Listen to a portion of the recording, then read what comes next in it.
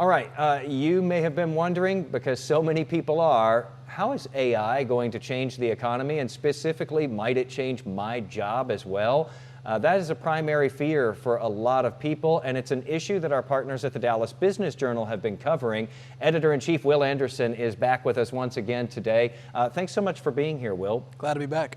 We do this now because there's this new analysis out. It examines which jobs could be impacted the most by AI, and you've looked through all of this. There's a little bit of irony in what they found. What did they find? So this HR firm, LHH, recently released this report. It talked about, determined about 12% of job layoffs nationwide were attributable to HI, which isn't a huge amount, but that's not nothing either, and it's expected to grow. And to your point, the jobs that were most susceptible were in technology. So computer hardware, computer software, computer services, which tend to be the jobs that are developing AI. Those were followed by transportation, insurance, and media. I hate to hear that one too.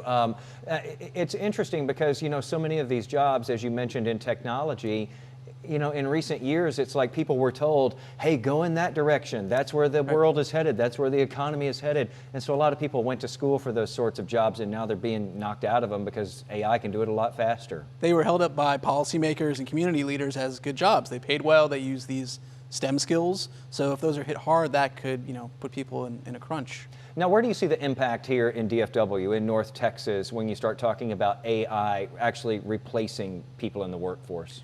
Yeah, so surely it will have an impact here. It's pretty hard to quantify at this point because we are in relatively early stages. A lot of things are changing. I was looking at another report recently that kind of identified the AI hubs around the country, and DFW was on there, but it was in like the 10 to 15 range, kind of middling.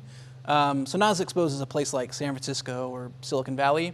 And something that I think is really interesting to follow that we've been doing at Dallas Business Journal is focusing on job creation from AI, not just job elimination.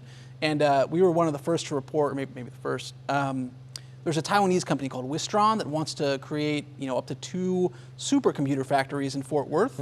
And that would be, they'd be taking the NVIDIA chips and putting them into supercomputers, basically big racks of servers that then do all the computing power for all these AI applications. And they could create almost 900 jobs. Interesting. So there's creation happening as well. Last thing I want to get to, Will, and this is something I think for all of us, trying to stay relevant and worried that maybe our jobs will be taken someday. It's especially hard when it catches somebody flat-footed. They haven't increased their skills. They don't have another skill set that they can go off into a different career. And a lot of people are having to go off into different careers. So it's kind of a cautionary tale for the rest of us, isn't it?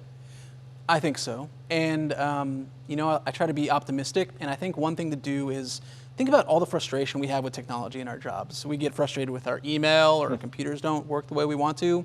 And experts I've talked to have told me to think about AI in some ways as just really advanced computer systems. It can solve complex problems that might require multiple steps.